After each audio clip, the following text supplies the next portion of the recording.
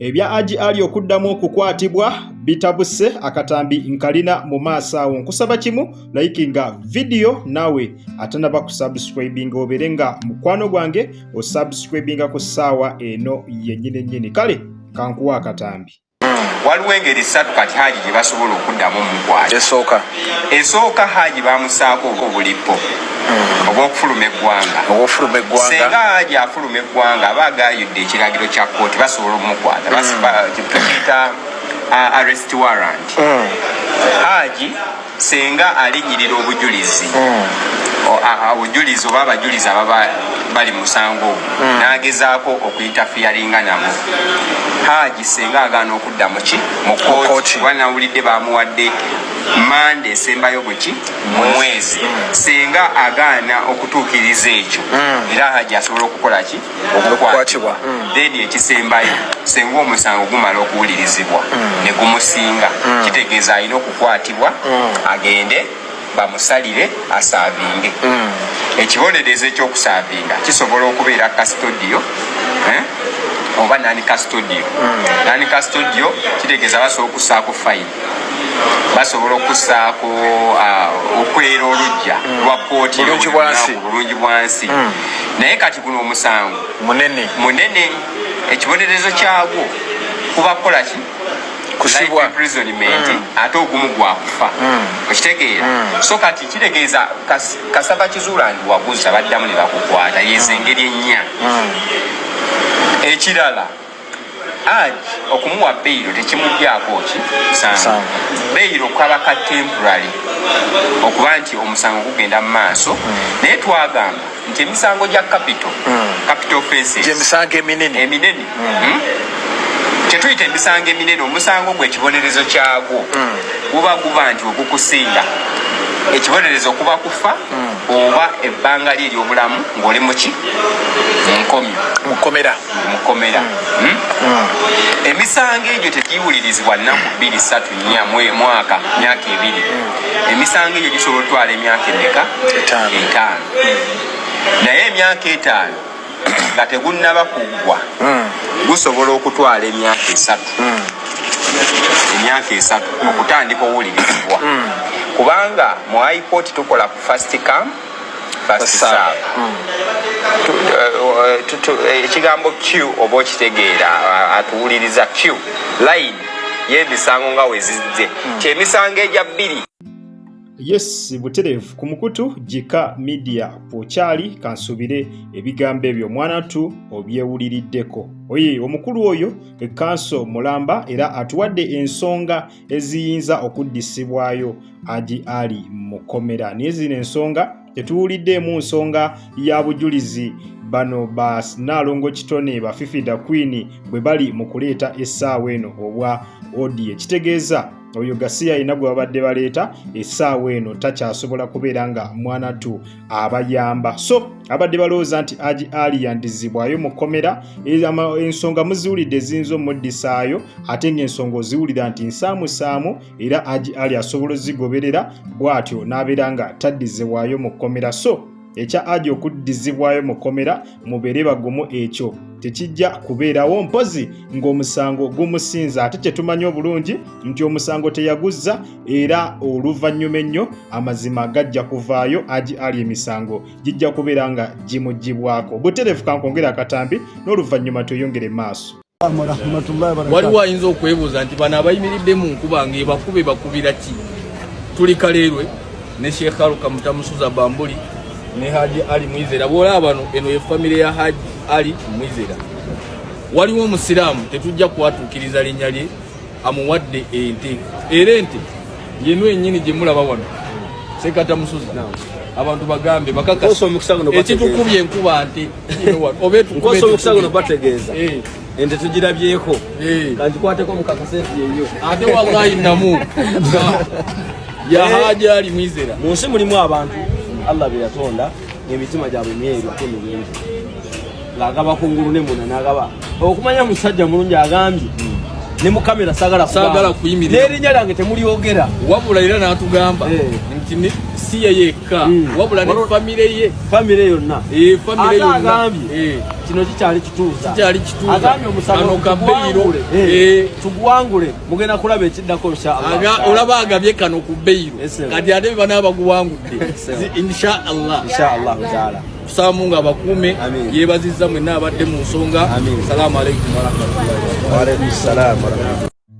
Yes, buterevu embeera nno bwetyo bweri nga bogirabye. Eyo nno yemu ku famire eya Haji Ali Mwizera, wabula nga bo bagamba nti okuva Haji Ali Mwizera lwe yava mu komera ebirabo byafuuka ebirabe, abantu ab'enjawulo bakungaanira ewaka okusobola okubeera nga mwanatu baleetera Haji Ali Mwizera ebirabo mu ngeri ey'okubeera nga mwanatu bamukulisa mu komera. Nga olabye mu katambi ako babadde babayise kaleerwe okubeera nga omusajja bali mu mutonera ekirabo kya nte namba. Kansubira katambi mukeerabiddeko. Ekyo nno kye bayita omukwano ogwa nnamaddala, omukwano ogutali gwa kukaka bukasi. Haji Ali Mwizera teri yali amumanyi, buli omu amumanyidde wano mu mawulire, naye buli omu n'afiiringa touched olw'embeera egyamuyisibwamu n'okubeera n'atuuka nga bamusibako omusango ogwa naggomola. Kyova olaba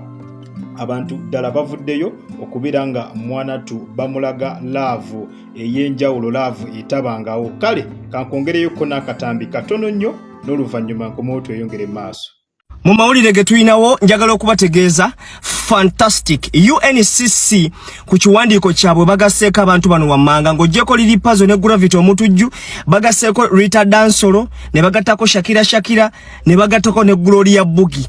Mukawairo namba 9 bagamba nti music promoters ne ba event organizers should be clear attention, balina okuwa attention eri abantu bano wammanga Gloria Bugi, Shakira ne Rita Dansol to avoid them from appearing anywhere in a public place nga bambadde mu mbeereri obusini and valuga nkaddemu amagezi gazze. So Rita Dansolo, Gloria Bugi ne Shakira bamaze okugatibwa ku list eno. Fantastic. Yes, buterevu embeera nno bwetyo bweringa bwogirabye esaidi zeeyo. Mukaweefube w'ekibiina ekya UNCC okuvaayo okuwera abayimbi abayimba ennyimba ez'obuwemu bwe batyo ng'olunaku olw'eggulo abayimbi ababadde ku lisiti babadde babiri nga muno mwe mwabadde Lily Pazo ne Gravity omutujju, era nga bano babaweze obutaddamu ku performinga ku kivulu kyonna. Ne bapromota abategeka ebivulu ne babawooninga nti bano ababiri tebateekeddwa kubatimba wantu wonna, era ne bawoninga bapromota bonna ti promota anagezaako okutimba bano ababiri ajja kukomekereza nga taweereddwa clearance ey'ekivulu kye okubeera nga mwanatu kibeerayo. Olunaku olwaleero era ekibiina kino ekya UNCC kivuddeyo ne kitegeeza nti ku lukalala lwekyabadde kitadde ko envombo nga muno mwe muli Lily Pazo ne Gravity omutujju, kyongeddeko n'abakyala ababadde basinga okutukunamira ku mutimbagano ne ku stages ez'enjawulo. Mu bana abakyala mulimu omukyala gwe mumanyi obulungi Gloria Bugi, obutambi bwafuluma mwabulaba ne bamukwata n'afuluma ekkomera ate n'addamu emize nga gye gimu, ekitegeeza okumukwata mu kkomera tekyamuyigiriza, tekyamuwa ssomo, era yasigala akunama nga buli wajja ku stage abeera mu mbeera ya kukunama. Kakati y'omu ku bayimbi be bagasse ku list be bataagala kulaba wantu wonna nga baperforminga. Omulala ye Rita Dansolo, yomumanyi bulungi nnyo, dansa wa Shiba, era nga alabikidde mu vidiyo nnyingi nnyo nga bw'okiwulira, muzinyi w'amaanyi nnyo lwakuba naye bwe kituuka mu bintu eby'okunama akunama nnyo, ekireetedde abantu abakulu abakulira ekitongole kino ekya UNCC okubeera nga mwanatu naye bamugatta ku lisiti ey'abo be babaninze. Omuyimbi owokusatu ye Shakira, oyo ye mumumanyi ne wemba simwogeddeeko. Balina n'oluyimba ne Gravity omutujju, oluyimba olwa Dokita olwo mulujjukira bulungi, luyimba lwali luwemula, luyimba lwalimu embeera eyesittaza, luyimba lwalimu embeera etakusobozesa kubeera nga mwanatu olulaba namuwalawo oba mutabani wo kwegamba nga abaana tebateekeddwa kubeera nga baluwulirako. Kyokka ekyewuunyisa ennyimba zino bazikuba nnyo ku TV. Kakati abantu abo nabo bagattiddwa ku lisiti eyabo be bataagala kulaba nga baperforminga ewantu wonna. Gambye mulimu Gloria Bugi, mulimu Shakira ne mubeeramu n'omukyala Rita Dansolo, bonna babakutte ne babateeka mu katwako. Ate kati Shakira wabadde watuuseewo embeera endala ewaliriza okubeera nga ono ddala ateekeddwa okubeera nga akomezebwa. Yeno embeera we yali ku show eyaliyo yali Saturday yali Friday, show ya Big Eye eyo mukazi yayambalira ddala bubi nnyo n'alyoka atuuka ku stage n'akola ebintu ebyesitaza. Mu butuufu ng'ekibiina kiteekeddwa okubeera nga mwanatu kimukolako. Kakati nno waliwo abantu abatandise okuyisa amaaso mu kibiina. Mwalabye olunaku olw'eggulo omwami Gravity ekibiina ye yakiyisizaamu ddala amaaso, n'agamba ekyo ekibiina ng'akitunuulizza nnyo Fiina Masannyalaze olw'ensonga ebbaluwa eyabadde ewandiikiddwa ng'emuyitamu miitingi eyabadde ekomekereza ng'egamba nti agiwandiise ye Fiina Masannyalaze. Kati ye Gravity n'alowooza nti Fiina Masannyalaze yabayise era abayise ye nga ye omuyimbi, era bwe batyo baganye okulabika nga bagendayo. Naye beerabidde ekintu kimu nti Fiina Masannyalaze naye akolera kiri kitongole, ate kitongole kiri connected ne UCC, ekitongole kyemmanyi obulungi ekya UCC kya gavumenti. Ekitegeeza nti Fiina Masannyalaze bw'aba amuyise kitegeeza ne gavumenti ekimanyiiko, kugase n'abakulu ab'ekibiina ekya UNCC nti nabo baba bakimanyiiko bulungi nnyo. Kakati bo bawakanye okugendayo nga tebamanyi nti Fiina Masannyalaze si yakirimu, wabula kirimu abantu bangi nnyo nga bw'okiwulira. Naye ng'ensonga yabaddeemu kugendayo olunaku lwajjo lwe babadde babayise babeere nga basootinga ensonga zino. Zandibadde zawedde dda, just kutuuka wali ne weetowaza n'ogamba sijja kuddamu kola ki, sijja kuddamu nnyimba zikuba ne kiggwa. Naye kati okugaana okgendayo, ekyo nakyo bayisizaamu nnyo ku bantu amaaso, kubanga meeting eyo yabaddemu abanene, abantu ab'enjawulo bangi nnyo. Obutagendayo kyabadde nga okubayisaamu amaaso. Kakati nno embeera bw'etyo nno bw'eri. Gwe ky'oba okola subscribinga, likinga, tubeere ng'ekintu tukikwasaganya malidaadi sana. Kale